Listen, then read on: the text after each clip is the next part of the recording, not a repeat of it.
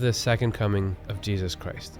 When is that going to happen? It's available now, although that's not widely known. We're going beyond where we've ever been before. You had one Jesus for just 3 years, helping a few people in one particular part of the world. What's needed is much vaster than that. That was just sort of a proof of concept. Hey, I planned out our whole day together. First, we're going to go do this, and then we're going to make snow angels.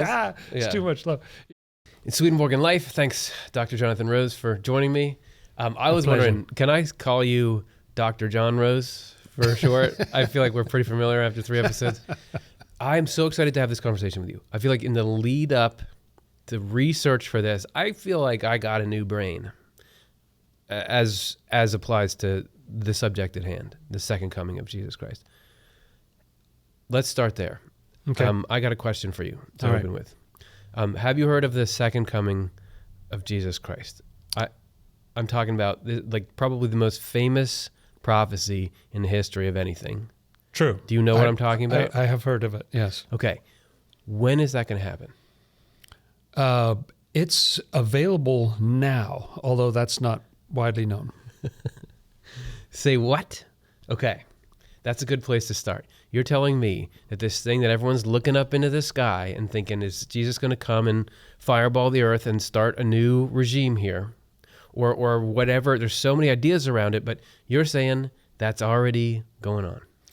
And I guess when I use the word available, I'm thinking of the fact that this is something that an individual can tap into. It's not a cosmic one-size-fits-all event that people have thought it is. And what we were saying before this started is that we've been talking about Swedenborg for a long time on this channel. It does seem like I think so. I thought we'd get over it at some point. But this is the 1500th video or something Right. about that. All of Swedenborg is about this second coming of Jesus. Like the availability of it and the nature of it and how you can tap into it and how it can make your life better. Actually, how it can make your life really better. That's what it's all about. That's what the whole Swedenborg phenomena is about.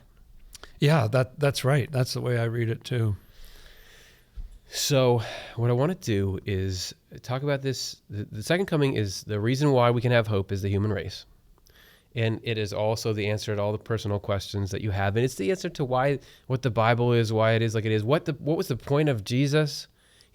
I mean, he did awesome, I guess. But he sort of like showed up. It seemed like it was unfinished because they killed him, and did the world change that much? I guess so. Christianity happened a couple hundred years later, but what was he doing and why? All that's answered by the explanation of what the second coming is. Yeah, it's true. Okay, so let's start. I feel like you can't understand what the second coming is without understanding what the point of everything is. Yeah, it seems like a logical place to start. So can we talk first about what is the purpose of creation? I want to give you what Swedenborg says is this is the point of everything. This is why anything exists, and this is the thing to which God is constantly pushing everything. Okay. And can I jump in even before you say that? Which you better, is yeah. that he was interested, very aware of the philosophy of Christian Wolff, and Wolff had said the purpose of everything, the purpose of creation, the purpose of everything was for God to behold himself in a mirror. That's what creation was there for God to see himself in the mirror. And so Swedenborg's answer is a little different than that. Well, this is not meant to be offensive to Wolff, but that's kind of dumb. I mean, I'm not on board with that. It's a little narcissistic, it seems. If that applied at any other scale, if I was in a company, let's say I started to work in a company and we were doing all these things and didn't quite understand why it was stressful and we were working really hard, and in the end, it was revealed at some stockholder event, this is the CEO talking, this is all so that I could see what I looked like. So I could look at you all and your struggles and trials, and in that, I could see myself. Right. Nobody's going to be like, wow. Right. That guy's awesome. Or entering into a relationship with somebody and just say, well, the real reason I'm here is I just want to see what I look like reflected in your eyes. You know, Yes. That's why I look in your eyes all the time. That's what, man, little kids, if you have sunglasses on, they're really close and you're like, wow, they really think I'm great. It's because they're looking at themselves in the reflection. So these are none of these, and especially when you add on the pain and suffering that people go through, if you learn it's all part of the vanity project of God, we are not satisfied by that. It's not endearing. No, it doesn't make you love God like automatically. Like you could love God if he forced you to and said, if you don't love me, I'm going to crush you. But if you actually asked me and I was like, I can't be held responsible for, or can't be legally bound by what I'm about to say, I would say, this is terrible. This guy's crazy. Yeah. Okay. So that's what Christian Wolff was saying is the point of... Right. Right about the same time. Okay. And I think, Swedenborg was aware of that. So this is what Swedenborg would say is the purpose of creation. The universe was created for the purpose of having an angelic heaven made up of members of the human race. Wow. Okay. So heaven's the real point, and then this world is a stepping stone to get to that goal. I mean, a very important piece of getting to that goal. If somebody didn't know Swedenborg is coming in here and didn't know the definition of it, what does that statement mean? Angelic, what is heaven? What's that like? Yeah, I guess one of his amazing findings, as he would describe it when he started having spiritual experiences, was that there's nobody else in the afterlife except for X people, or however you want to. He doesn't use that language, but in other words, they're all our ancestors, our loved ones. There's no separately created race of angels. There's no fallen angel who becomes a devil. They're people. And what's it like being in heaven? Bad or good? Like a scale of 1 to 10. 10 is pretty good. Like, what's it like being in heaven? Heaven is incredible, mainly because it's an environment in which everybody really got the memo about sharing. Like, everyone wants to share their happiness with everyone else there, and everyone brings a unique element to it. And so Swedenborg even suggests that everybody up there knows everybody, like you have a massive number of friends on your heavenly social media kind of thing. Yeah. You know everybody. And so to be able to feel this shared joy of it sounds incredible, and very much focused on usefulness. Like, everybody is really about, let's get this done. They're selfless and they're humble, and let's get this done. It's the perfect state of existence. If everybody who says, why didn't God create a better world? Heaven is the world you would want created. And it's above what you would think of on your own, because you might think a perfect existence would be you sit there and you're just super blissed out. You just crank your dopamine up to 1,000 and that's it. But there's actually, as you said, there's this whole, you connect to other people. Your happiness is derived in particular from helping other people. You enjoy it. You have a life that's varied and real and tangible and doesn't get boring, but yet it's centered on being used. It's just like a really, really great time to be a conscious being when you're in the state of heaven. That's right. And it's always a little new. There's little incremental growth. You're believe it or not, we continue endlessly improving, just slightly, getting better at this and understanding that and shifting in this way. And so my experience of being alive in this world is like mainly becoming aware of this list of things that need changing, and so satisfying to see those things. Okay. And it is already satisfying to see, handled this a little bit better than last time, Yep. Oh, I didn't get my foot caught in that mess this time, the way I did last time. And that little incremental growth, that continues. People have this static idea of playing harps and singing praises of God eternally. Oh, no, it's a very dynamic and interesting world. That's right. Yeah, there's no harps anywhere near heaven. You're not allowed to play the harp there. No, that's right. So heaven is great. There are actually harps there. There's everything that is here is there, but to a greater extent. Yeah. That the architecture, the music, the culture, everything you love in life is there. It's cranked up. Actually, the goodness of it came from there. So it's super great there. Heaven from the human race is the happiest you could ever be. It's like an absolute genius designed the best experience you could have. That's what heaven is. Go ahead. Well, can I throw in that another important element in my mind is that, I don't know, my experience of being human is there's a lot of neurosis, or It's the worst. I get clobbered by this thing or that, or here comes a bad mood, or whatever it is, coming from all sides, it seems like sometimes.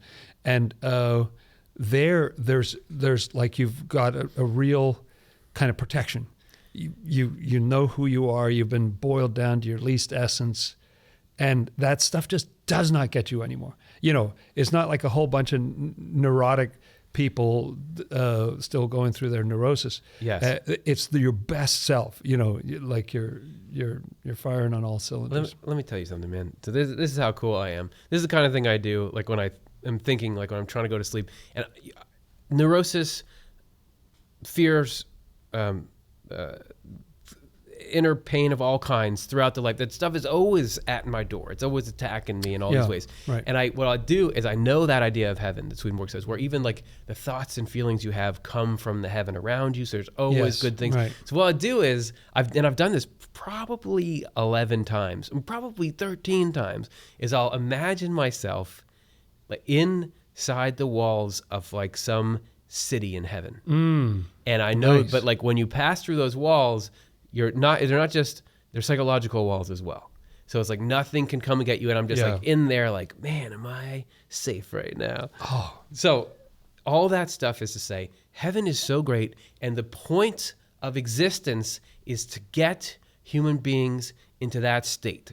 Yes. So the point of life is not for God to relate to himself. It's not for God to have anything. It's for people, for God to be able to make people as happy as they can possibly be.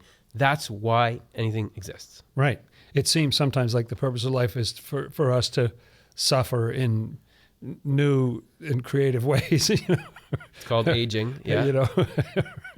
And but no, that's just a means to an end. That good things will come out of that. So that's, believe it or not, that's what this is all going. And we're here on the ragged outskirts of it, but the purpose of creation is to be pulling us into this state called heaven. But there's also another thing. Oh, right. And also, so that's that's the first purpose he gives. Then he says, and also for the purpose of having a church in the world. Huh. Since the church gives the human race access to heaven. Or should under ideal circumstances or something. I mean, right. It's all about heaven. The church gives us access to heaven. So I think the next topic that we've got to talk about, because we're talking about the second coming. What is the second coming? You've got to know the second coming is the last step in God's master plan. The point of the master plan is heaven from the human race. Okay. And the church is this indispensable thing that gets the human race here to be able to connect to that awesome thing we were just talking about, to be able to connect to heaven. So what I got to ask you is, because Swedenborg will do this, he'll have a more expansive, updated, new, or fleshed out definition of words that we find common. What is the church, according to Swedenborg? I would say the church is something. It's in a way the state in which an individual is an angel in training. In other words, they're on a certain path. They're going in a certain direction. And then it's also an aggregate of those people. And by the way, some of those people will organize in something that's called a church, but they're all over the world. They're in every religion and no religion, and they're everywhere. People are on that path. They may not even realize entirely that that's the path they're on, but so it kind of comes from an individual definition and then grows out to a collective one. Somebody was just saying to me that this is their favorite thing about Swedenborg. Oh, the really? idea that the church the church, the fundamental unit of the church, is inside you. It's inside your little heart and mind. Yeah. And it is, you are in a state of the church when you have, like you said, heaven or an angelic nature inside you. So if you have good love in your heart and true ideas in your mind, you are walking around at a little church. And basically the essence of that, I think, is sort of a consent to say, yes, I'm willing to go in this direction. You know, somehow life has offered you this possibility of like, hey, here's what it might look like to be a decent person in other people's lives or something like that. Yeah. And there's some sort of a, okay, I'll try it. I got nothing to lose. Right. My life is not, I need something. Okay, you we'll do have the church. your misery cheerfully refunded. You can achieve that state of church inside you through any religion that acknowledges some kind of God and gives you moral imperatives that are basically in line with 10 Commandments and treat your neighbor with golden rule. It's all about how you treat people. Yeah, that's right. Not so much about, do you exactly believe this, or do you exactly know that, or are you part of this worldly organization or something. But yeah, that's the essence. If you could stick on your like church X-ray specs, you could look around at all the people that are around you, and you could see there's all kinds of stuff going on inside people. This is like you can see their heart and mind. But you can see, what's the state of the church in this person? And so the church in the person is what's the state of their love for their neighbor, and then in their mind, what's their concept of God? What do they believe about how to live rightly? And so you could look around and see out of a big crowd, you could say, this is the state of church in everyone. If you zoomed way out and were able to see the state of the church in everyone at the same time, then you'd see like the big C, church. This is the church as in the state of the human race at this time as relates to religion or spirituality or what you want to call it. And I'm thinking it's also got a relationship to, like, if you could use those spectacles, you could see what the relationship is to the problems that people have, hereditary issues, or whatever. Everybody's struggling with stuff. So it's not just that you have a whole group of people who are just having a fine time or something, But what's the relationship? Is there some part of you that doesn't like that self-centeredness? Everybody's got the self-centeredness, but what's your relationship to it?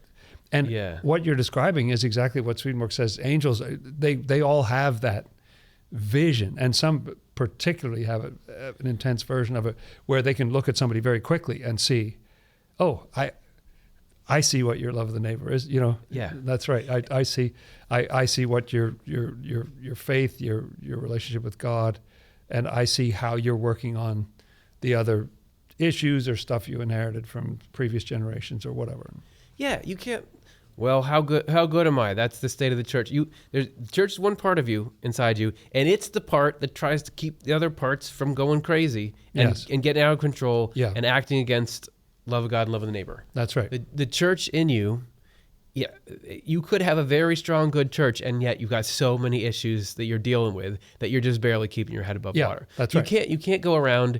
You know what? I'm gonna have to destroy these glasses that I made, because you can't go around and judge the state of the church and people, because you don't know what they're dealing with. It's not the point of it. The point is, the church is not something that you find out in a building or in an ecclesiastical structure or even in ritual. That's not where it starts. That's not where it gets power from. That's not what makes it real. What makes it real is the thing inside of you. That's right. And those other things I just mentioned, the churches and the everything else, that can be an aid to what's going on inside you, but it does not define. The real church is inside your heart. Yeah, that's right. The kingdom of heaven is within you. Yeah. Someone that has a nice ring. Speaking of that, of Jesus. Okay. So, is that who's that's what does that have to do with everything? Why are we talking about this in relation to the second coming? So, we know what the purpose of creation is. Yes. Heaven from the got human that race. down pat. Heaven from the human race. And we also know that there's a sub-purpose, which is to have the church strong, because the church is what connects. Sort of the farm team Yeah, Right. that's right. With the NBA G League No. of heaven. So if we've got that down, you can't understand what the second coming is without understanding the history of the church in the world. Because the second coming, The church, as we've just been talking about, the big scale church, that big scale church, right? the human race's spiritual state. The second coming is not just an isolated thing. Like there was all of history and whatever, some stuff was going on there. Nobody knew what they were doing. Now Jesus is going to come back and it's going to change everything. This is the culmination of a plan and a plot line that's been unfolding for thousands of years. And what's wild is that, and this is very much in my experience, something about who God is, that it's very much about every individual story. Every individual story is absolutely a focal point to God. And yet, there's also these massive collectives. Every individual is part of these grand epochs of time and these huge movements. And if you stood back and look at all of that, that would be like the ages of a single individual. It's like both trying to do this process, this heavenizing with individuals, but also doing it collectively with the entire human race, which is so wild. But the whole human race can get better. Like the whole thing can be better than it is. You folks watching at home may say, you guys are just making this up. That you're just saying, oh, God does stuff at an individual level and then a collective level at the same time just because it sounds cool. Oh yeah, look at everything. Look at your own body. How does the body work? The body is a collection of a trillion individual cells. I think that's the exact number, yeah. Yes. So, or maybe it was a trillion and one. It has all those cells, and each of them, if you zoom in, they're individuals. And you can talk about the state of this individual cell. And you can say, this cell, it's a cell membrane is being pierced by a virus, or it doesn't have, its mitochondria is broken. You can talk about that cell. It even has its own nucleus. It's kind of like its brain, isn't it? Yes. It has a brain and a body, and it has its own autonomy. It says, well, I want more salt from the bloodstream, or I want more of this hormone, or we do want more salt. We love salt. Okay, sorry, go ahead. And we want to give up this waste matter. Yeah. You're absolutely right. It functions that way, and yet our experience is, oh no, I'm one thing. Because you can zoom in and look at that. You can look at the health of the cell and talk about the health of the cell, and that's absolutely true. But you can also zoom out and talk about the health of the body, and that is the aggregate of the health of all the cells, and that is true. So the progression of the church or the human race's spirituality on earth, as you just mentioned, it is just like a single person. And what's striking me right now about that is that even in us as individuals, we had a whole set of cells when we were little. We have almost none of those now. So some parts of the body have very high rates of turnover. You know, your stomach lining or various different things get sort of rejuvenated and some cells stick around. But basically, we've already been through whole populations, huge turnover, and yet we still feel like one thing. This is me. I remember my childhood, you know. Here's a picture of me 25 years ago. That's me, even though none of the molecules, none of the cells that were there are here. Right. That's it. I never thought about that. That's exactly like but the that is human kind of race. what we're talking about with these grand periods of time where we've rolled through several of these, and yet you're still talking about an individual. Okay, so this individual, this human race in the aggregate, the church in the aggregate, because yes, there's a lot of parts of us. What really matters is the church part in us, because as we said, what's the point of creation? It's heaven, and the church is the way to get to heaven. Yeah. So if you look at the history of the human race, it has grown up through these different church phases, like an individual person has different phases as they grow. You have your infancy, you have your childhood, you got your adolescence, you got your young adulthood. So according to Swedenborg, there have been 4 major eras in human spiritual history that are like those things. There was what he calls the most ancient church, which was like the infancy of the human race. Then there was a new phase that was called what he calls the ancient church. I don't know if he needs better branding on these, but the ancient church, and that was more of like a childhood state. Then he talks about the Israelitish church, which was the phase in which the Old Testament was written, and that we see our other episodes for how that fits in. And then he says there's the Christian church, the Christian era, even though obviously not everybody's in Christianity, but this is the era of the particular connection. We don't have time to get into that now. Those are all like these different phases of growing. However, the second coming of Jesus is going to lead to adulthood for the human race.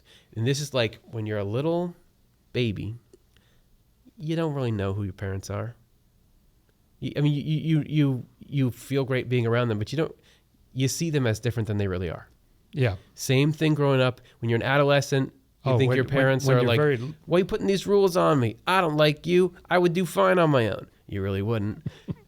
Even making fun of the parents is, they're pretty hopeless. And when you're really little, they're like when I was about to have my first child, I sort of panicked because I thought, how am I going to turn into what I saw my dad as in the next week? And I didn't realize, oh no, that's through the child's eye. Like that little child is like, this is a miracle worker. Yeah. This is an amazing person who can do so many different things. I remember thinking about just hearing some of the details of how my dad got to move to the state where I was born and stuff. And I was like, wow, he's so amazing. How did he do that? It's just, hey man. Then in just a few short years, you have no respect. Well, no, wait. Just wait. Because the thing is, a lot of kids that will, when they get to be teenagers or something, are like, oh, my parents aren't cool. But the thing is, I'm a parent now, and I'm cool. I stayed cool. So, you are cool. Yeah, that's right. So they're just wrong. They're wrong. Yeah, well, they are wrong. Yeah, like sure. Like my daughter isn't even 10 and doesn't really want me to walk next to her when she's coming home from school. But that's neither here nor there.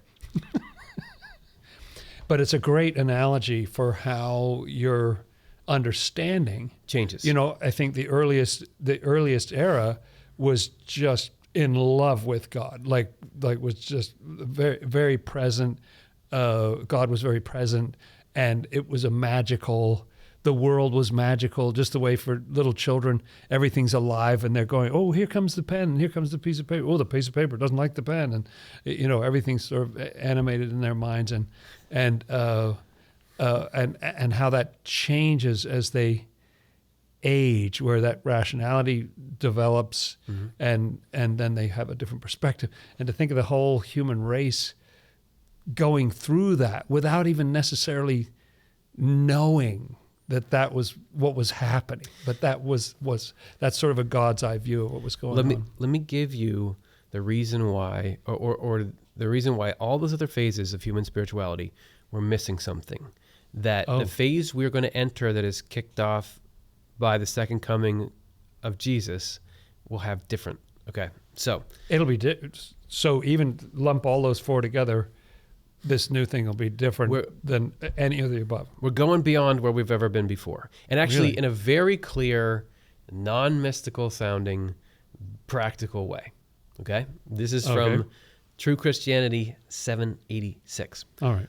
All churches depend on the recognition and acknowledgement of the one only God, with whom the individual in the church is able to form a partnership. So that's the key thing. The church is a church because it lets you form a partnership with God. It should have been in our inventory of what heaven is, but heaven really is that partnership. Like there's a relationship. There's some sort of living relationship with God and a loving exchange and a more conscious awareness. Because that different levels for different angels and so on. But that partnership is what makes you happy, is being that close to God, who is goodness and love and everything itself. Yeah, just like it's life, it's humor, creativity, good things. Okay, so that's what's essential. To be a church, you really got to have that, right? Right. However, No shade at the previous churches.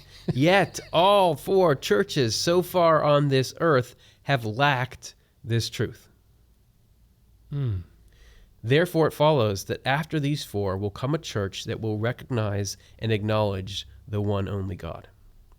God's divine love had no other purpose in creating the world than to unite humankind to himself, unite himself to humankind, and live with us in a partnership like this. And I noticed humankind there, like it's a collective.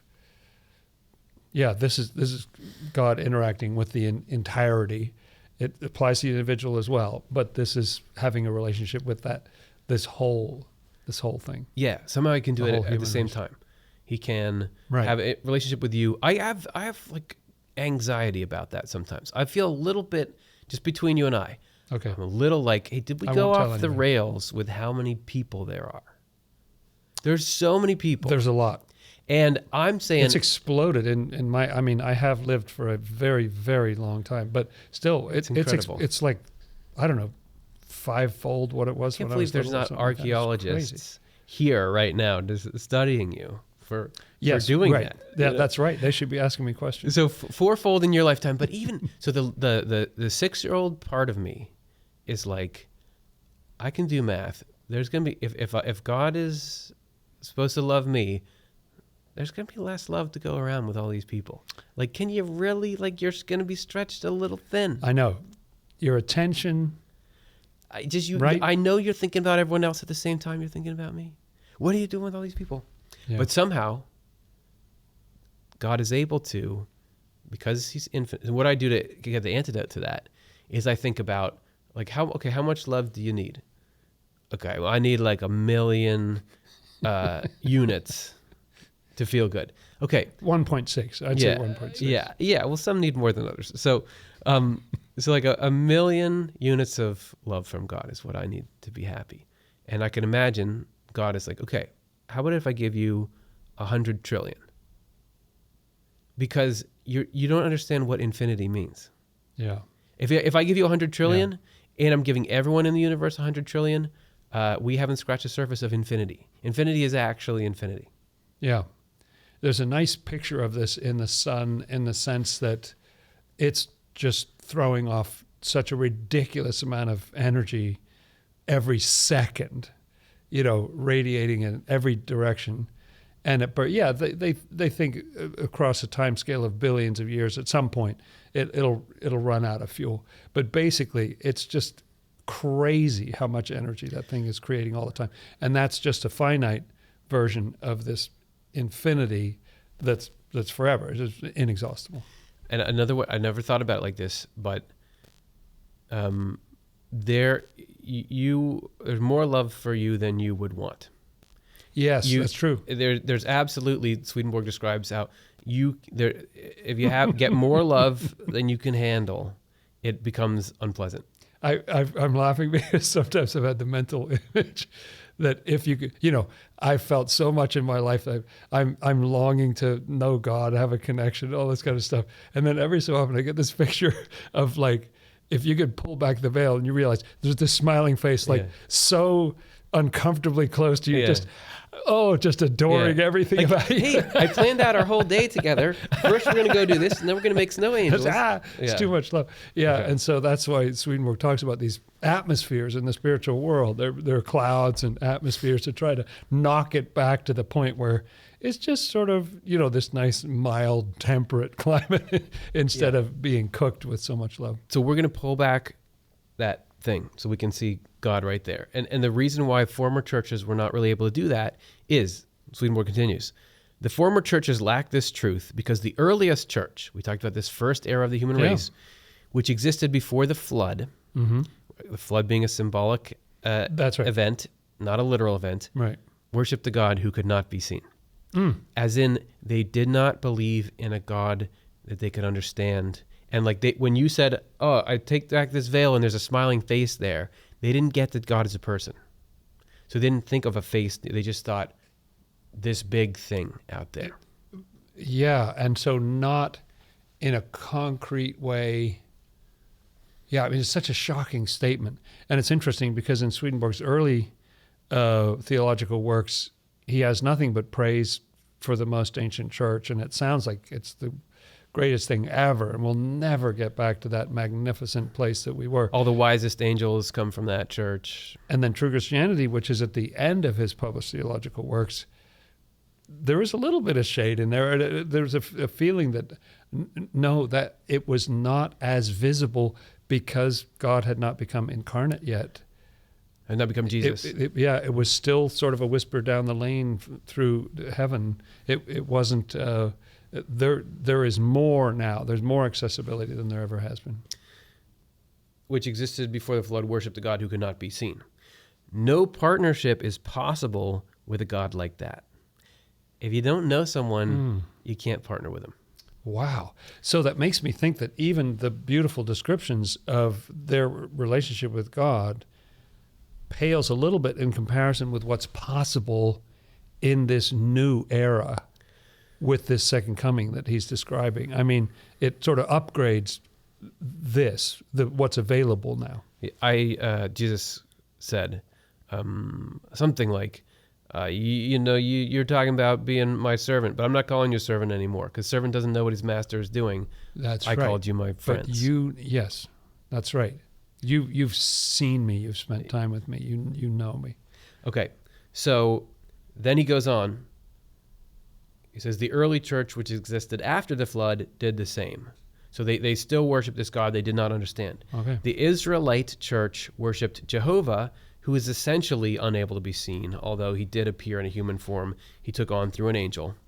So it got a little more visible, maybe, Yeah. but it was still essentially a divine being. knows? And for a lot of the Hebrew scriptures, from a lot of people's perspective, God was one of many. Sure. This was Jehovah. There were others. It's Baal. Yeah. Baal's going on. There's others. Is Melchizedek, or is that the name of a king? Okay, anyway. Old Testament scholar. Now, the fourth church, which was called Christian, did indeed orally acknowledge one God, but, and this is one of Swedenborg's whipping posts, but a God in three persons, each of whom is individually a God in his own right. Therefore, their trinity was divided. It was not united in one person. As a result, even though their lips would speak of one God, the picture of three gods was stuck fast in their minds. So they had the capability, like the stage had been set. Jesus had come into the world, had been glorified, resurrected, but they couldn't focus on it. They thought there were three, and they didn't get it. Yes. So, yes, that was an effort, but really, it's amazing to think that an event that happened 2,000 years ago hasn't really been cashed in yet, and that's kind of what I mean by available. God's been in place for a couple thousand years now, but we haven't figured out what that is yet. So, and what that can do for us.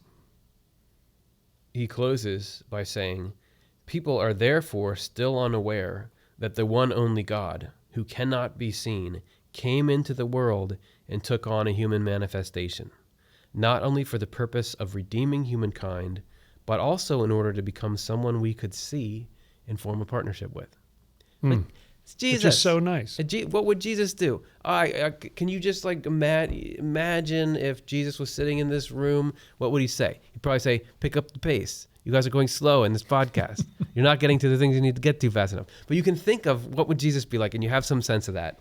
But it's not fully understood. It's not because there's still this idea that, well, is Jesus really God, or is there God and then Jesus is the Son of God who's a little different than God? When you see that guy who is sitting there and teaching you or appears to you in a vision and gives you a hug, that's the actual God. That's the difference. Yes.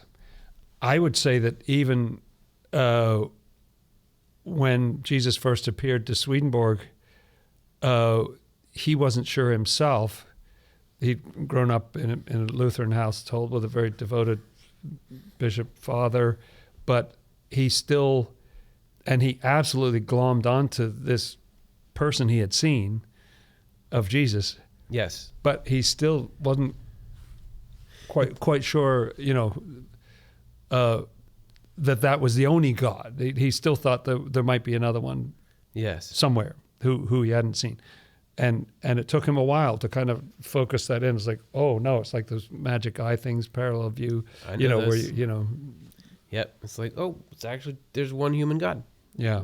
Right on the cover. Right. You put those two together, and it turns into one 3D image. So we've established a lot of good stuff. Yes. We know what the purpose of creation is. Yeah, that's so good. Heaven from the human race. So good to know that. We know that the church is the way that the human race in this world gets in access to that state of heaven. Church is something that happens inside of you. There's been this history of the state. The state of the church has advanced, sort of like technology has advanced. Yes. However, there's one leap we need to make, which is going to come through the second coming of Jesus Christ. So the second coming of Jesus Christ is the catalyst for and the embodiment of the fifth and the final church that Swedenborg calls the new church. Right, which is not really a name. I mean, he also uses that name for Christianity coming after ancient Judaism at the time, that transition into the New Testament kind of thing. So he doesn't really name it, but he does. I mean, maybe he names it because he calls it true Christianity.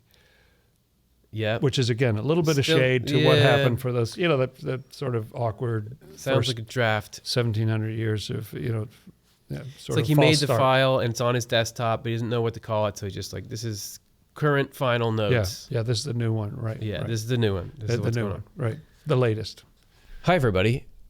We're the other Curtis and Jonathan. We've frozen those first guys in time right now, and we won't let them out until we give you this important message. The Swedenborg Foundation, for whom we both work and who's doing all this work, it's a not-for-profit. So the way that we're able to translate and publish the books of Swedenborg and the way we're able to make content like this is from the generous donations that all of you give. So if you want this to keep going, if you want this message to get out to the world, there's a link in the description. Consider making a tax-deductible donation to what we're doing here. That would mean the world to us. Your support can take many different forms, and even just posting a comment or sharing something, making a donation. We appreciate you and your support. It means a tremendous amount to us, keeps us going. Okay, let's release those other two guys and let them continue their conversation. So we've got these 4 churches that have happened in the world.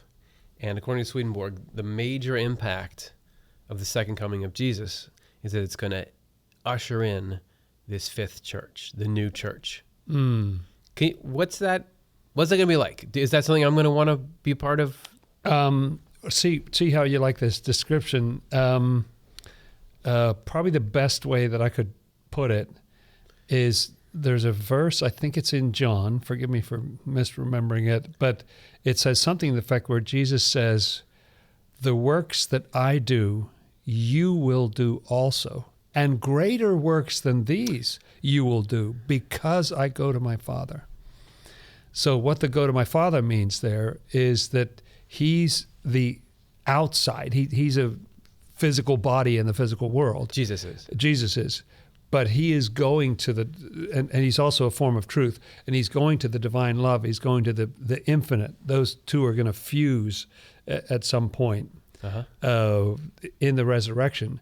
And because that's happening, then that outside can contain this infinity, but also bring it very close to us, which will enable us to do the kind of things that Jesus did.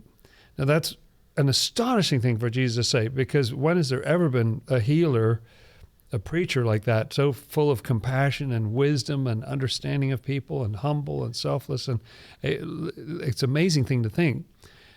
When I extrapolate that, I think it must be talking about the fact that we're all different. We all have our own gifts and abilities. The New Testament talks about that. So I picture just what would it be like to have hundreds of thousands or millions or even billions of all different Jesuses. In effect, there's only one Jesus, but because of that connection, everybody can have some version of that. When I think about connecting with the Lord, one of the first things I want is I want help with my problems. That's why I want to connect about that. Yeah. But I'm realizing that Jesus is thinking the same thing. He wants to connect to solve his problem. He has now a physical invisibility problem. When he was resurrected, he walks through closed doors and he appears to his disciples, but they have their spiritual eyes open to see him. He cannot actually just walk around like when he was here. He could walk around, he could lay on hands, he could heal people, he could teach people because he had a physical, mouth and hands and all that. Yeah. He could get stuff done in this world. He needs people to do that. So we're solving a problem for him. He's solving our problems, but we're also solving a problem for him, which is that things need to be done. Like, to me, I keep thinking, wow, it would be so nice to have that connection. That would real solve things. I would feel better, Yeah. But what he's thinking about is the whole project. It's like, we've got stuff we got to do here. And so having many, many people who are engaged in this and who have found their own unique gifts and abilities and are making the contribution, pretty cool. That's a very, and that's not somewhere that we've been before. To have tons of people with that kind of presence making a difference in the world. Isn't it, Jewel? We are God's hands. Wait, that's you know what I'm talking about? There's a song. It's her most famous song. I'm blanking on what it is right now. But at the end, you always sing in these shows. What is this? It's in the contract. Okay, It's in the contract. I didn't see that. The suits upstairs thought this is what people want to hear. Is this? And they were so right. So I never thought about it like what you just said, but that does sound awesome. I would love it if whenever I walk into a hospital or a car dealership, I know those people have this. There's a bunch of Jesuses in there. Yeah. If the church is defined by partnership with God, and the point of the second coming and the point of the first coming of Jesus coming down was to give us this real partnership. If you get it to the point where God is the one running the show in your life, then of course he's going to make you into some kind of agent of God's hands. We are. You had one Jesus for just 3 years of active ministry, walking around helping a few people in one particular part of the world. What's needed is much vaster than that. That was just sort of a proof of concept. Yeah, and it's not that we would be infinite, but we don't need to be infinite. That's taken care of. But we could tap into that and be able to help people in that way. Swedenborg, at the end of his book, True Christianity, just gives you some quotes from the Old Testament that he says are about what it's going to be like when the new church comes. That's right. I love that. All this goosebump-inducing material. Like, yes, the whole earth will be full of the knowledge of Jehovah, and that's waters will cover. Like, everything is going to be amazing. There's going to be love and truth everywhere all the time. Yes, nobody will have to teach anybody because they'll all know me. Yeah. Okay, so I want that. I'm in. You sold me. Okay. How do we make it happen? Here's what Swedenborg says. The second coming of Jesus Christ has to happen through the Bible. Oh, now, I don't know about that. Just give That's me. just odd. Wouldn't the point be to get rid of that old dusty book? Yes. I mean, and we already have had it. It's already been sitting around. That's it. That's what you. The new thing is a 4,000-year-old book. Okay. Here's what he says. This is from True Christianity 776. The second coming of the Lord is not taking place in person, but in the Word. Oh, now a lot of people are going to be disappointed to hear Since it is what it is. Since the Word is from Him, and He is the Word. that. Many passages say that the Lord is coming in the clouds of heaven. Yes, they do. See, for example, and he lists places in Matthew and Mark and Luke and Revelation, even in the Old Testament and Daniel. Until now, no one has known, however, what the clouds of heaven mean. People think the Lord is going to appear in person in the actual clouds in the sky. Yes. Yep. But that's not the way that the Word talks. That's not what it does. It tells you literal facts. Right, right. And you have sort of physics problem, which is that the way a friend of mine put it, you can't turn a pickle back into a cucumber. When Jesus came into the world, he was resurrected, glorified. Boom, every matter, all that was glorified. He's not going to come into the flesh. He's already done. He's done that. That's done. It can't. It's not going to happen twice. So the way that he comes back is through people's understanding of Scripture.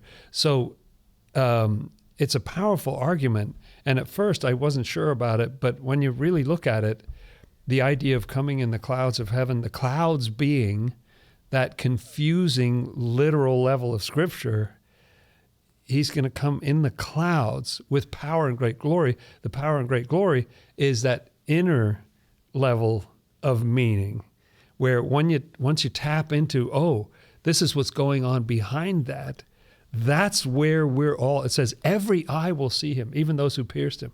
How is that going to happen? You know, if you physically, just to do this again, you don't have clouds all over the whole world at the same time. It's not light all over the whole world at the same time. Everybody can't, and it would be an appearance to what?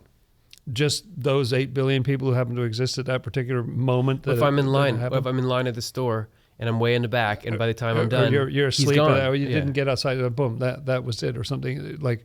No, it doesn't make. That actually doesn't make sense. This makes more sense, that it's going to be coming in, as strange as it sounds when you first hear it. You will see him in those pages, in those that murky, like, I don't get it. And then you start to see that quality, the power and the great glory, that quality of love and that quality of truth, the divine mind that's present in that book inwardly. Yeah.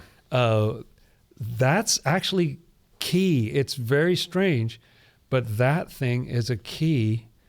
It was a key for Swedenborg. That he was reading all the time, because that's how it enabled him to have a connection that he had. Okay.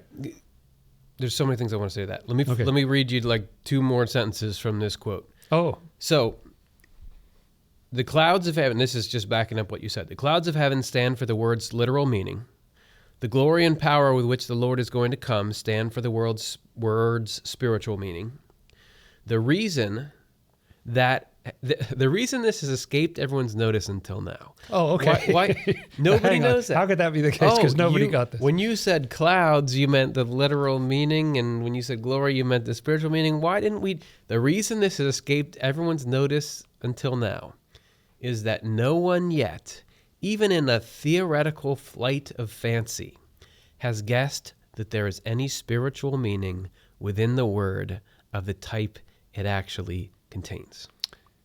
Yeah, so I can see that's a real leap to think, because if you just think it is, which it is, on the outside, cloudy is a nice way to put it. It's a very strange book with a lot of weird and some infuriating stories in it. So who would think that has the mind of God in there, and that if you could get into it in the right way, you would form this connection that's unbelievable. It's a place that the human race has hardly dipped a toe into yet. Yeah. Of what it's like. But Swedenborg's example, I think, like, how did he do what he did? Amazing things. He clairvoyantly saw the fire when it's 300 miles away, and Wikipedia. and predicted the date of his own death and all this kind of stuff. But well, that's because he was reading Scripture and he got in touch with this. There was this connection that brought him into the spiritual world that made amazing things possible. And he spent his old age writing furiously and traveling all over Europe and distributing his books. So, okay, you don't have to sell me on this, because I know that this is true, that the second coming of the Lord happens in the spiritual sense of the word, because it's happened for me. I would say in a teeny tiny version, I'd say like the lowest end that this can happen. But if the basic premise is that the point of creation is heaven, and heaven comes through connection with God, and the reason why the second coming is so important is because it allows you to understand what God is actually like, or who God actually is. Yeah. And that's how you start to actually have this partnership with God.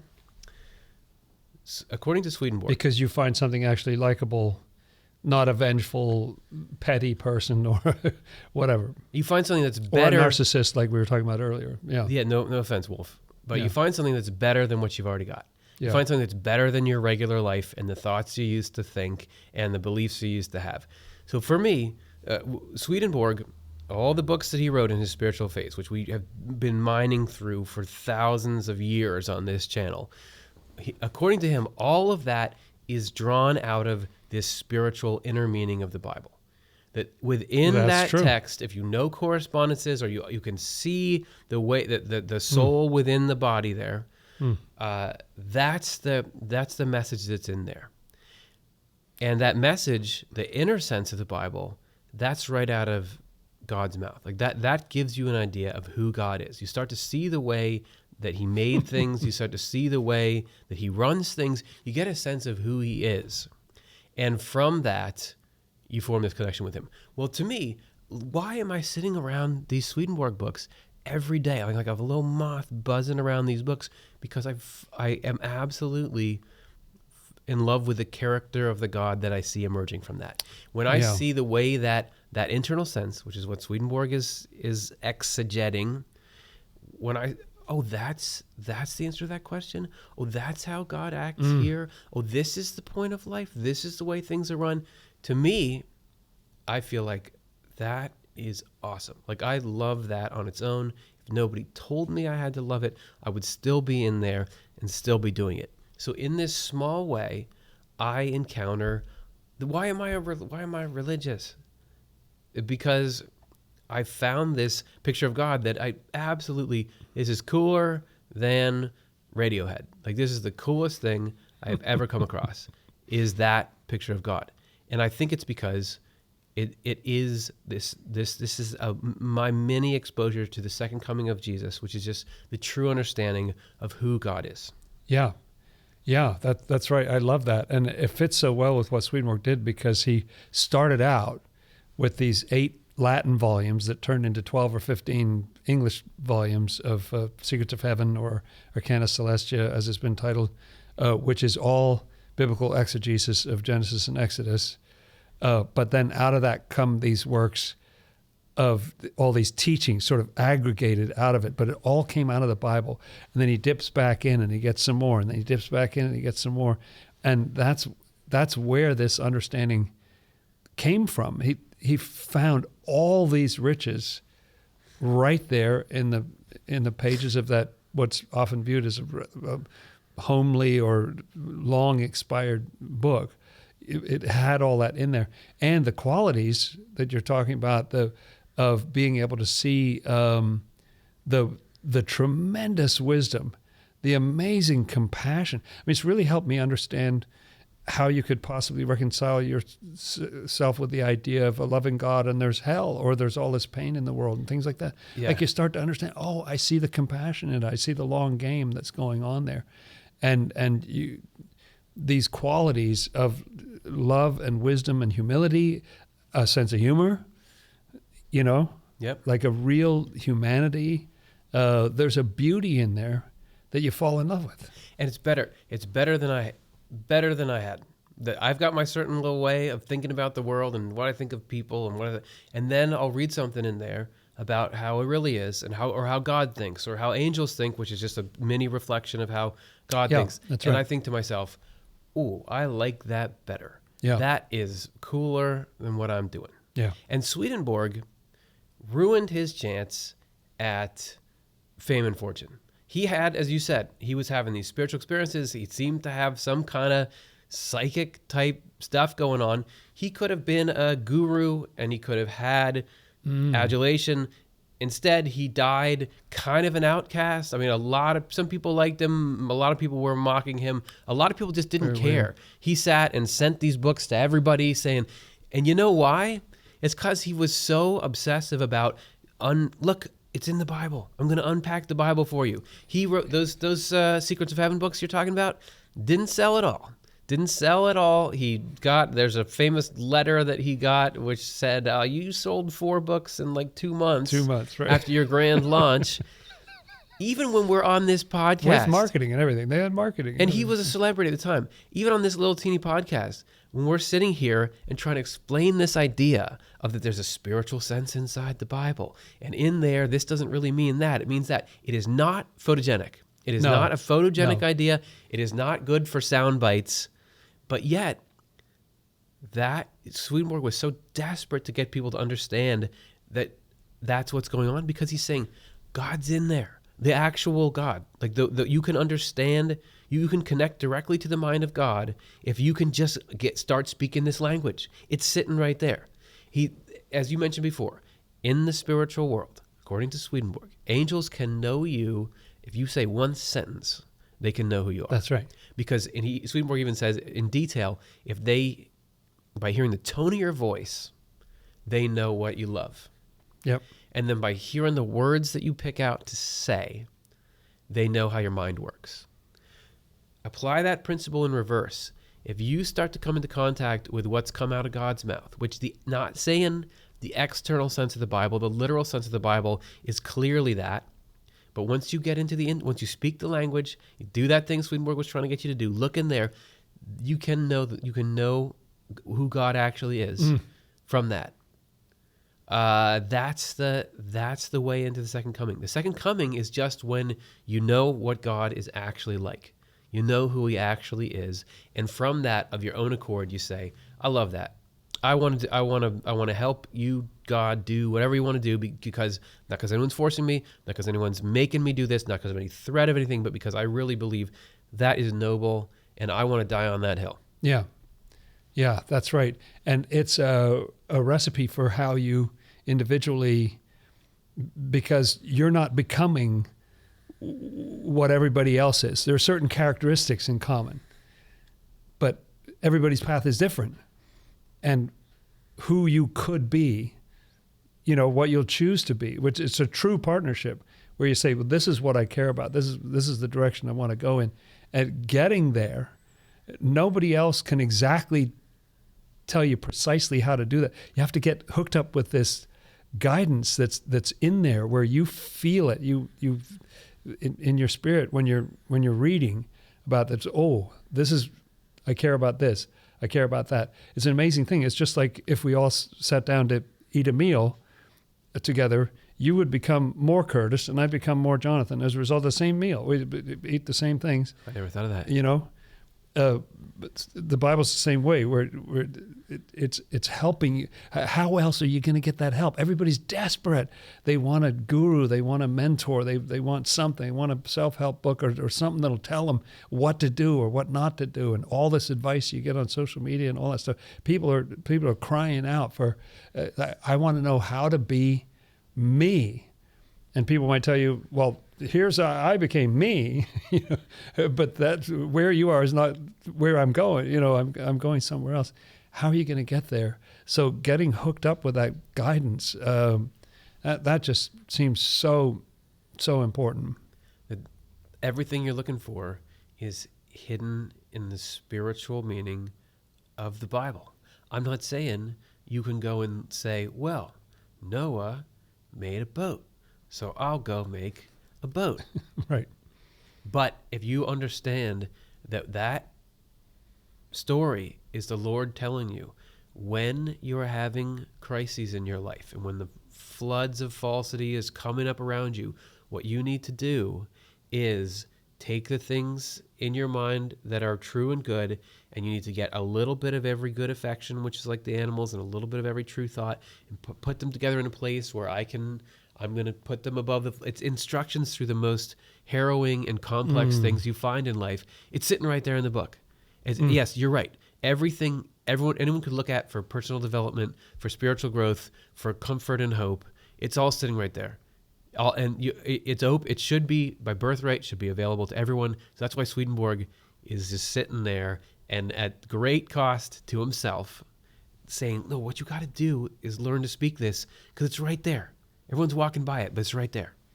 And when you really get into it, it helps you understand a lot of things that are otherwise baffling. We've talked before about how popular the Bible is right now. Like, why would that book still be so popular, to be selling so many copies? Well, it's paving the way for this discovery. It's available. That's available now. Yes. A lot of people have the book. It's all over the whole world. It's translated into hundreds and hundreds of different languages, and so the stage is set. There's just a certain understanding to get you started to understand, oh, this is what that book is, knowing something about the language that it's written in, language of correspondences, and being able to get a start. And I say all this not feeling like a poster child for anything, honestly, but it's helped me get from being much worse than I am now to just this bad. And if you really knew, you would be astounded that I'm only this bad. Nate Bargatze, who I think is my favorite comedian. He has a joke is like, because he's been trying to get in shape and it's tough for him. And he's like, so instead of trying to get in shape, I just tell people I used to weigh 300 pounds. Which is fine if you do weigh 300 pounds. Wow, you're doing so well. It's not a spiritual issue. It's fine. Everyone, I don't think it's, you have to be in good shape. But I think that's the same kind of thing. I would say, like I do sometimes think to myself, man, I'm basically a Swedenborg salesman. That's been my sort of job. I didn't think growing up I wasn't like, I want to be a firefighter. I'm going to be an astronaut. I'm going to sell the writings of an obscure 18th century scientist and theologian who says I didn't think that was going to happen, but it's where I've ended up because, again, in this unlikely place, I feel like this is the coolest thing that exists on the planet. Yeah. But sometimes I think to myself, boy, if I'm out here selling this product and I'm immersed in it, we're giving away for free, but whatever. I'm immersed in it, but like I'm just me. Like this hasn't gotten me to anywhere. But I think it's true. I used to weigh 300 pounds. Like I used to. I would have been way worse than I am. You're just me being pretty okay of a regular person. That's amazing. And it can do better for you out there than it did for me. Yeah. And not being the monster that I really could have been, for one thing. Well, and I just like the difference is whether or not I know how to hack my life with this and change it. I know that when I'm in that meaning, when I'm reading the insights that Swedenborg gave, which he's trying to just have this be this portal into this internal sense where you really meet Jesus. So whatever, through the filter of Swedenborg, however that worked, somehow I'm like getting a pixelated or clearer view of who God actually is. I know when I'm in there, it's awesome. And it's such a compelling North Star for me to follow that I'm like, I'm going after that thing. Yeah. That's great. And it not like I didn't recognize that right away. You have to have things not go the way you want them, and you have to need help and all that before you're finally willing to say, instead of me trying to just, well, you start out life like, do I have a shot at being better than everyone else and just getting everything I want? I'm going to do that. Like okay, great. This is great. And then when it doesn't work and you have problems and pain and all that, you start to say, okay, what's plan B? Right. Like I'm not saying right from the beginning, I was like, oh, I'm just going to go and see what God's all about. The first impulse is, no. Where do I stack up? If I'm awesome, then the world's great how it is. I'm going, know? That's right. It's only when you need help that you're really open up to it. Yeah. And but when I have really opened up to it, there's nothing better. And the more I go out into the world and see what everyone else has to offer, lots of cool things out there. But I've never had a time when I feel like, wow, that's this better. Is way better. That's better than Swedenborg. No. Which I don't even think it would be Swedenborg. I think you're getting the clearest glimpse you can get of who God actually is through those works. Yeah, that's right. That's the only reason I'm in the game, man. That's right. Yeah, Swedenborg didn't even know that himself when he started, but that's where he got. And so that's who it's really all about. Well, is that divine presence in there. So why though are we sitting here around Swedenborg's material? Why did we make this channel around Swedenborg's material? Why don't we just have it around the Bible? Like what is going on? What is the Swedenborg phenomenon? This is where I feel like it's good TV. So let's get into this because there's this fascinating link to Swedenborg's published theological works being a gateway for the second coming to happen. Okay, All right. Here's what it says. Okay. This is True You've saved Christianity this for 779. Let's just stir up some late in the day. controversy. He says, the Lord cannot manifest himself to everyone in person. So Jesus can't just show to up. everyone. Yeah. That right there tells you something about the project, which is this is not for a select few people. Yes. This time we're going for everybody. And yet, he foretold that he would come and build a new church, which is the New Jerusalem. Therefore, it follows that he is going to accomplish this through the agency of a human being who can not only accept these teachings intellectually, but also publish them in printed form. He's saying like, hey, Jesus Christ, the God of heaven and earth, who can appear to people, appeared to me and told me to do him a solid and put out this material. I testify in truth that the Lord manifested himself to me, his servant, and assigned me this task. After doing so, he opened the sight of my spirit and brought me into the spiritual world and has allowed me to see the heavens and the hells and to have conversations with angels and spirits on a continual basis for many years now. I also testify that ever since the first day of this calling, I have accepted nothing regarding the teachings of this church, the new church, which is what he's saying is the teachings that it participates in the teachings he's laying out, have come from any angel. What I have received has come from the Lord alone while I was reading the word. That's exactly. So he's that's saying exactly what happened to him was he got second cominged. Yes, he did. He got to meet the Lord in the internal sense of the word. Yeah. That's where all the Swedenborg thing, it was not that there's something in his spirit that's different. It was that for some reason conditions were right that the Lord could show him the internal sense. And the Lord wants to show everybody the internal sense. So, because not everybody's got the right configuration at this time, it needed to become books. There needed to be books that would, and what the point of the Swedenborg books is to get put into your hand, and through wrestling with them, you start to be able to find your way into the internal sense of the word. And I would say, with Swedenborg saying that, like, Jesus came and told me that I would do this important mission for him. That's not what impresses me about Swedenborg. Of course, that sounds like, what are the chances that that's really what's going on with this guy? Everybody delusional thinks that Jesus is telling them to do so. If that was all it was, I wouldn't. There's countless historical references and modern references to people who are saying, Jesus told me to do this thing, so I'm going to do it. Absolutely. Right. And most of it is stuff that I don't care about at all or that I'm horrified by or whatever. Right. The only reason I'm sitting here publicly embarrassing myself by continuing to plug the Swedenborg is because the teachings are so good. The material is so high quality. So good. I don't know anything about what Swedenborg's life was like before he wrote those books. Like, this is going to be shocking to people who can see me on the camera. I'm not a scholar of Swedenborg. I couldn't tell you. He wrote a bunch of books before these spiritual books. I have not read them. I'm not like a big Swedenborg fan. You're right. I mean, he's awesome. Right. He's a great, and I am eternally grateful for the work he did here. But I'm a fan of those particular ideas. Those ideas are what have enchanted me. And so, okay, if you're saying this is that where you got these ideas is from God himself, you know what? It could be because they're really good. And I've read a lot of it. Like, I've been exposed to a lot of ideas from a lot of people. Ain't nobody bringing the heat like Swedenborg is. Yeah.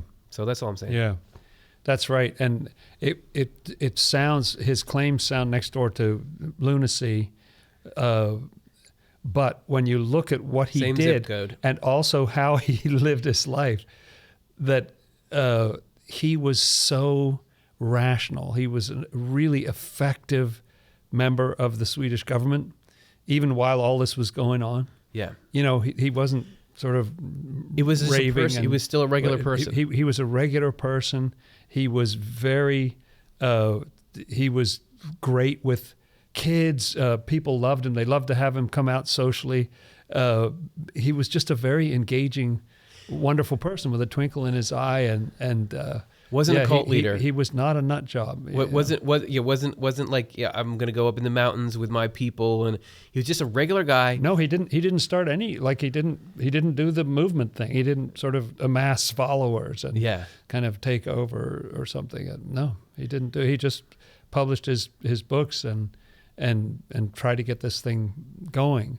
And when he says servant, I like that, because yes, he's saying that he has this connection with the Lord Jesus Christ, but I think he feels very humble about it. And it's like, my job is just to help him out. That's what I'm doing. So it doesn't have this sort of grandiosity. It's just, I had a job to do, and I sacrificed my life for it. And I don't know, the new church. I think the new church is coming. Like I really think there is such a thing as this new era where we know who God is, and we can understand these things rationally, and it's straightforward, and everyone would agree it's the right ethical thing to do. I don't know what role Swedenborg's books play in that. For me, yeah, they are the highest grade material we got anywhere on the planet for knowing who God really is.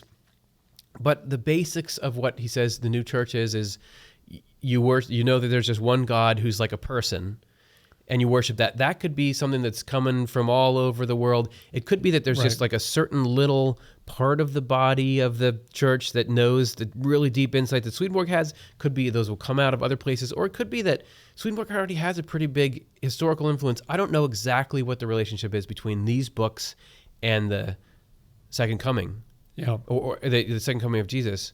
But I do know, I hope that there's teachings that are half that good, composing it. Yes, and I, like you, I'm not going anywhere. I like to plug into that every day if at all possible, and just get huge exposure. I just don't get tired of it. I find new things in there all the time. I think it's awesome, and it has had the effect for me, because go back, 25 years, I was very much in love with Swedenborg's works. I'd had kind of a relationship with the Bible, but I didn't, I wasn't as in love with it, because there's so many strange things. A lot of it sounds like yelling or whatever. I would read it in a kind of dutiful way, but I wasn't feeling the love all the time. And then Swedenborg helped me get in there to where I can see it for myself, what he's talking about, little glimpses, like, oh, figs really do keep showing up in it, or whatever. And so that's been really cool, that from that love of these books, that's spread to a love of the Bible. But I'm not leaving Swedenborg's books at this point. But I don't know, they're kind of tough to chew. It's not for everybody, probably. Yeah. I think maybe if you have some people, and then they can share the love with others or something. Right. What's the mass market appeal? So something, but who knows? Who knows? That's right. So let's just take a look at where we are and where we've been. Jesus is coming back, but not like you think, maybe. Yeah. He's already, it's happening at different times for different people. Mm-hmm. He's already kind of coming, and the way that he comes is not physical, like he's over Ecuador in the clouds and everyone has to kind of get line of sight on him. Comes inside the church in you, which is in your heart and mind. It's you understanding who you building a true church inside yourself, where you know who he is and what he's like, and by extension, what love is really like and what the truth really is. So he's doing that because it's the end of his master plan, which was to have these different churches that accommodated to the nature of people at the time. But now he's coming to give you the real deal. This is when you're going to know who I am, and I'm going to know who you are. And the point of that is what? Why are we doing that? Is because he wants to have this partnership with us to make us happy. It's a small word, partnership, but with eternal consequences, and a very living relationship. This is what it says in True Christianity. The Lord is present, and the Lord means Jesus. Yes. Swedenborg, at the beginning of his theological phase, says, by the way, I'm going to use the term the Lord to refer to our one and only Savior, Jesus Christ. Right. To Swedenborg, there's not like there's Jesus, then there's also the Father, and there's also the Holy Spirit. Jesus is like the body, the Father is like the soul. So when you're interacting with Jesus, that's God. That's the one. There's That's only the one God. up there. You don't got to think about any other God. That's it. That guy is God. Yeah, there's a dimension to him that you can't grasp. That's but right. the part that he's presenting to you, that's it. That's what you can. And he says, I'm going to refer to that as the Lord. So I mean, Jesus, who is God, that's the Lord. The Lord, that one I was just talking about, is present with each and every human being. He exerts insistent pressure on us to receive him.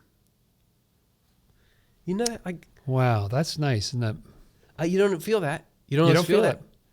No, and you can feel pressure in yourself of wanting to connect the other way and thinking, I'm not really getting it. Yeah, where's God? I need God. Where is he? But he's, behold, I stand at the door and knock. So according to Swedenborg, like you were saying, you pull that curtain back and he's right there. He's like, let me in. But cannot do so unless you do.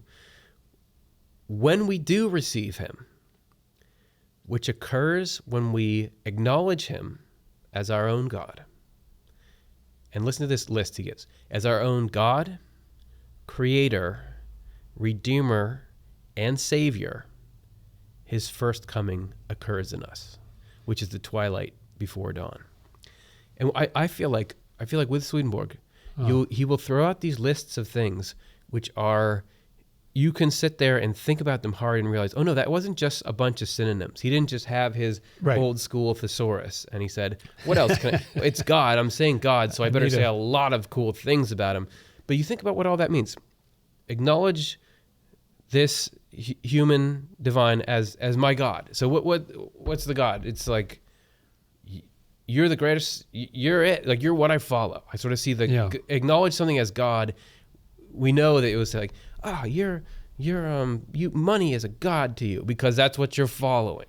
Yes. So God is like what you follow. Yeah. So if I acknowledge I'm trying to find you. I don't know whether or not I fully understand you. You're the key to this thing. It's the right thing to do to follow you. I'm going after you. That's acknowledge it as God, and I will listen to you. I guess that's in there. Creator is to say, you're the reason I'm here in the first place. Yeah. And you're like why I am like I am. So if you trace that back, I was having this yesterday. I was like brushing my teeth or something. I was in the bathroom and thinking about this stuff because I've been reading it. And I was like, so somehow God is the creator of all this. How would that be? And I was looking around at all there's the faucet and there's the toilet. And I was like, what? God didn't create this? But then I think about you can think of him as being like, he's the person who built all this stuff. Like imagine him as a handyman who came in and built all these things. If there had really been one guy who did that and did that just so that I could have it, and you get the sense of wow, that is really, that person really cares about me. And then further, I had this thought of, well, everything good is inspired by God. Everything good and useful is actually God's power. So all the people who did actually build that bathroom, that was God building it through them. So God creates everything. Everything that's good, God is in there. And something about, oh, this is for me. Like, you have this sink here so that I can wash my hands. Well, thanks, man. That's nice of you. Okay. It's a great example of that partnership because I think about the person who invented air conditioning, which I think was so astonishing. You know, a lot of people on the planet are just dying of the heat all the time. And so it's fun that with one particular person felt inspired to there's a way, I know the science, there's a way that we could actually make it cooler. We could make the air, yes, as astonishing as that sounds, we could do that thing.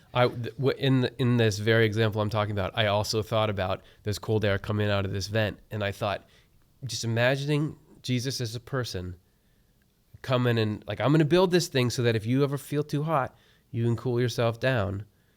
I don't know. For me, it was this probably doesn't sound that good or meaningful to everyone, but for me it was oh yeah, God is here like crazy. He's all over the place. So creator, because really the whole idea of usefulness, the idea that people need something, let's fix it. Yeah. Let's create something and fix it. It's a very And human thing to do to the create things, stuff to help people and everything else. the things you don't understand are there in your life. Like the mysteries of regeneration and the providence in every action to lead you to the stuff you can't see is way more complex and way more useful than the stuff you can look around and see. That's right. And God is also building that stuff for you. That's right. So there's so much, you don't see it as that when you give credit to the material world, but and when you don't believe in the unseen workings of providence and all that. But if you could see it and understand it there, oh, God's the creator. His fingerprints are on everything, everywhere. Okay. God, creator, redeemer, and savior, which I know there's like, you can split hairs on those, but it's basically like, he's going to fix you. You also believe that he can fix your problems. Yeah.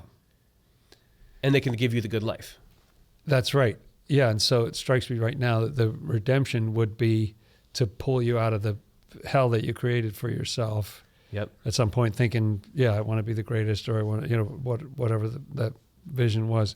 And that's redemption, to buy you back from that. And then saving is to get you to a better place, to install stuff in you that actually brings you happiness and fulfillment, where you're overflowing. It's not, I'm starving, I need more, it's not nearly enough. Yep, that's great. I love that. So when all those things happen, when we start to put the human God, Jesus Christ, in that spot, his first coming occurs in us. That's the first coming. That's wild that's only one. Okay. Because that sounds pretty good. I mean, to really acknowledge that, that sounds pretty good. And yet that's just the first coming. Okay, I'm all ears. From then on, I have no idea what's coming next. Even though you translated this. Yeah, I forget. No, that's true. It was a long time ago. Yeah, it was a long time ago. But seriously though, I think this is another proof that all goodness comes from God, is because, first of all, when we make these videos, there's been plenty of times when I'll watch the videos before they go out and I think, oh, well, I'm doing a terrible job at that. This is not very good at all. And then people watch the videos and they will write in comments and say, like, this was so meaningful. This impacted me in this way. This helped me with this problem. And I'm like, that's got to be God. He's got a tool and he's using it. And I'll look back in the videos where people say, you said this one thing. I was like, yeah, I don't remember that one little bit. Same thing with, if you're like, yeah, I translated it, but like, all goodness comes from God. You don't know how like, okay, we play some part in it, but goodness comes from God. From then on, we begin to be enlightened intellectually in spiritual matters and to grow into deeper and deeper wisdom. As we receive this wisdom from the Lord, we move through morning into midday. This continues into our old age until we die. Then we come to the Lord himself in heaven. There, although we died old, we are brought back into the morning of our lives, and the rudiments of wisdom that were planted in us while we were in the physical world grow and thrive to eternity. So the first coming is like we establish it. The second coming is this dawn that happens as you get to know what God actually is, who he actually is. It's a very merciful thought too, that what we're amassing in this life is just the rudiments. These are just the little bare beginnings of a wisdom that will be built on. Yeah. And we'll build a whole structure. This is just the foundation. We're just pouring this, nothing to write home about yet, but something good is coming. We'll be built on that. Yes. So it's not just about the learning, though. It's about the love that follows the learning. So this is True Christianity 7:74. The situation in which the Lord is merely present with us, enlightening our intellect, is like the presence of the sun's light in the world. Swedenborg was, as you know, gardener. So he thought a lot about the correspondence of growth. That's right. Unless heat is added to the light, like when spring happens, everything on earth remains desolate. When, however, the Lord actually comes into us, is that second coming, before you just know about him, but then he comes into you. It's like the heat that comes into everything in the spring. Since heat and light work together at that time of year, the ground becomes workable, and the seeds sprout and grow up to bear fruit. That's beautiful. It makes me think of that. What would that mean to have the Lord come into you? The values, like the purpose, that sense of purpose. You talked about having a purpose or wanting to communicate something. And so I think that you get that sense of purpose, and that organizes everything in your life. Then the things that you've learned and the skills that you have all gets organized by that purpose, and starts to bear fruit. So because we have this purpose, we'll plant this, see how it does, and we'll try this and we'll try that, and then you see things grow out of that, which is very satisfying. We are all defined by what we love, according to Swedenborg. And God is the love of the happiness of the entire human race. This is why, as we mentioned earlier, the purpose of creation is to create a heaven from the human race, heaven being the state of deepest happiness. So when the Lord comes into you is when you start to, that's my purpose too. Before, I tried out this purpose of, I'm going to see what I can do for myself. I'm going to see what I can do for gratifications of various kinds. I'm going to be driven around by my own weird anxieties and fears and neuroses and the passions and all. I tried that. Try to become dominant over some subgroup of the human race, or yes, somehow get worshipped or something. Yeah. I'm gonna do whatever is not love for the whole human race. I'm going to just see how that pans out. But by the time God, through the mysterious workings that he has, brings you around to when you feel like, I've seen enough of life that what I really care about is I want everyone to be okay. I want everyone to be happy. I want what is good and just and fair and loving to be honored and to go and be. That's what I want the world doing. That's what I want people doing. And when somebody's hurting in some way, I want to find a way to help fix that if I can. I want to contribute to the... That's like what God is like. Yeah. Then you start to care about the same things. That's when he's really there. Before, right, you might have some of the ideas about him, but that's not who he is. Who he is, hey, it's a new day. Today, I know what the goal is. The goal is the happiness of the human race. To have what is good happen so that everyone can come into this deepest joy they can possibly imagine or handle. That's when Jesus is there. The purpose of all those insights is just that. It's not to have the insight. It's not a good in and of itself. The purpose of the insight is to help somebody, to make a difference for them. And so when you have that goal, you're constantly in the market for, well, now I need to understand human beings. Now I need to understand this particular human being who I'm interacting with. Yeah. And now I need to know how do you affect a positive change in another person's life? What do you need to change in yourself to be more able to do that?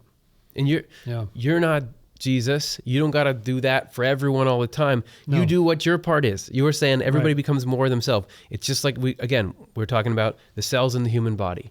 Not every cell is like, well, I got to go and transport oxygen and I've got to fight off digest and off invaders and lipids and I got to do everything that's going on. That would be chaos and death. Yes. Yeah, Instead, that's true. Bad. Each cell has its own little job. Yeah. And the way that it loves the entire body is to do its job and to be in its world. Better kidney? So I don't have this huge, great burden on me in order to participate in the what God is trying to do in this new church. All I have to do is just the little part of the world I'm in. I want to do what I'm supposed to do to help this part of the human race well, with a knowledge that this is bigger than me, and I'm trying to do my part as a little bit of love to everyone. Everyone else is doing their parts, and you end up with health, from which all cells draw their own well-being. Yeah. And that's what we're trying to do. That's what Jesus is trying to do in the second coming. So that's not so bad. Not so bad. This has been a pleasure and a joy. Thank you for sharing your insights. And I do feel like there's several things we've said here I never thought before in my life. So I hope that this is useful to people out there. And thank you for giving your time and talents. It's been a real eye-opener for me too, and very fun thing to think about. It is a central thing in my life, and so I care a lot about this. All right, everybody, get that second coming happening in you. It's as Jonathan wrote, you heard it here first. Second coming is available. Let's go get it.